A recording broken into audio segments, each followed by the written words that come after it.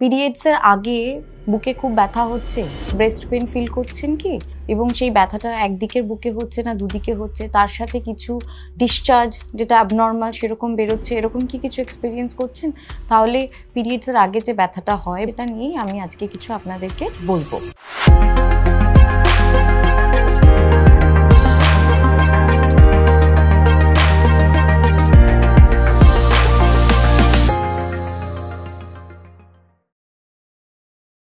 নমস্কার, আমি doctor Namita Byapari Das, consultant obstetrician and gynaecologist, Vivacity multi speciality hospital থেকে বলছি। সাইক্লিক্যাল মাস্টালজিয়া মানে পিরিয়ডসের ঠিক 5 থেকে 10 দিন আগে দুটো ব্রেস্টেই ব্যথা শুরু হবে, এটাকেই সাইক্লিক্যাল মাস্টালজিয়া বলে, মেডিকেল টার্ম।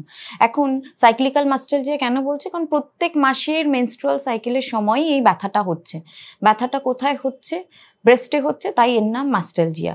এটা একটা ইনফ্লামেটরি কন্ডিশন। এটা হয় বেসিক্যালি হরমোনের সমস্যার জন্য। এখন পিরিয়ডসের সময় ইস্ট্রোজেন প্রজেস্টেরন হরমোনের লেভেলটা ওঠানামা করে, কখনো বাড়ে কখনো কমে। সেই কারণেই এই ব্যথাটা কিন্তু বেশিরভাগ মেয়েরা ফিল করতে পারে।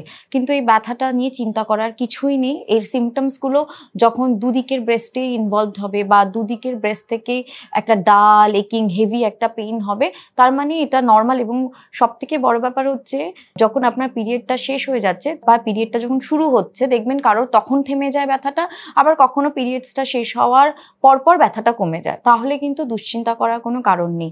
দুশ্চিন্তাটা তখনই আসবে যদি ধরুন যে কোনো একটা ব্রেস্ট ইনভলভড হয়েছে, যে কোনো একটা পার্টিকুলার রাইট বা লেফট ব্রেস্টই আপনার ভারী লাগছে, তার সাথে শুধু ব্রেস্টটা ভারী লাগা বা একটা ইরিটেশন, অস্বস্তি, ডাল একিং পেইন শুধু হচ্ছে না, তার সাথে সেখান থেকে ডিসচার্জ হচ্ছে।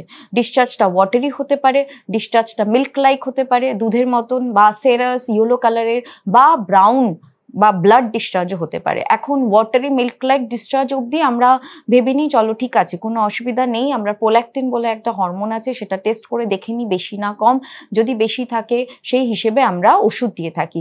কিন্তু ব্রাউন ডিসচার্জ যখন হবে বা ব্লাড লাইক ডিসচার্জ বা ইয়েলো ডিসচার্জ, তখন কিন্তু আমাকে সেটা নিয়ে ভাবতে হবে যে পরবর্তীকালে ব্রেস্টের কোনো ক্যান্সার বা প্রি ক্যান্সারাস লিজন থাকার চান্সেস আছে কিনা। সেক্ষেত্রে থরলি একটা ব্রেস্টের ম্যামোগ্রাফি বা আলট্রাসোনোগ্রাফি দরকার আছে।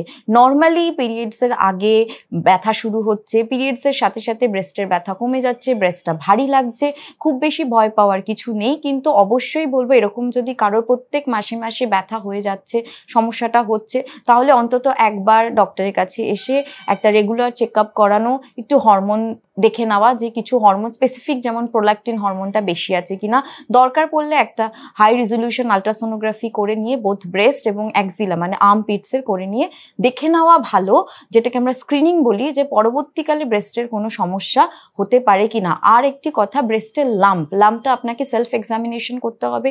যদি আয়নার সামনে দাঁড়িয়ে আপনি ব্রেস্ট যখন চেক আপ করবেন, কোনো ব্রেস্টে যদি শক্ত বা ফার্ম বা হার্ড কোনো স্ট্রাকচার পান যেটা বাড়ছে এবং আপনি যখন হাত দিয়ে নাড়াচ্ছেন সেটা নড়ছে এবং সেটা স্ট্রিক্ট নয়, মানে কোনো একটা জায়গার সাথে নিচের পোর্শনের সাথে ফিক্সড হয়ে নেই, মোবাইল নড়ছে এবং ব্যথা হচ্ছে বা না হোক, লাম্প থাকলে কিন্তু একদমই দেরি না করে অবশ্যই সবার আগে ডক্টরের কাছে গিয়ে যোগাযোগ করুন।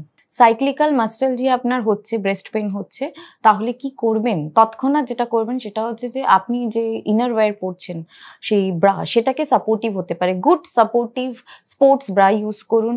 ক্যাফেন ইনটেকটাকে কমিয়ে দিন এবং যেটা চেষ্টা করবেন সেটা হচ্ছে যে ফ্যাটি ফুড বা জাঙ্ক ফুড সেটা একটু কম খাবেন। দেরি না করে ডক্টরের সাথে যোগাযোগ করুন। আজকের ভিডিও সংক্রান্ত বিষয়ে বা যে কোনো হেলথ রিলেটেড বিষয়ে যদি আপনাদের কোনো রকম কোয়ারিজ থাকে, তাহলে আমাদের ভিডিওর ডেসক্রিপশন বক্সে একটি লিঙ্ক রয়েছে, সেখানে গিয়ে কোয়েশ্চেন করুন, আমাদের টিম আপনাকে তার উত্তর দিয়ে দেবে। আমাদের এই ভিভাসিটি মাল্টি স্পেশালিটি হসপিটালে মুক্তি যোগা বলে একটি ইউনিট আছে, যেখানে যোগার মাধ্যমে লাইফস্টাইল মডিফিকেশন শেখানো হয়। এছাড়াও আমাদের হসপিটালে নিউট্রিশনিস্ট এবং ডায়েটিশিয়ানদের একটি টিম রয়েছে, যারা ডায়েট সংক্রান্ত যে কোনো বিষয়ে আপনাদেরকে সাহায্য করতে পারবে।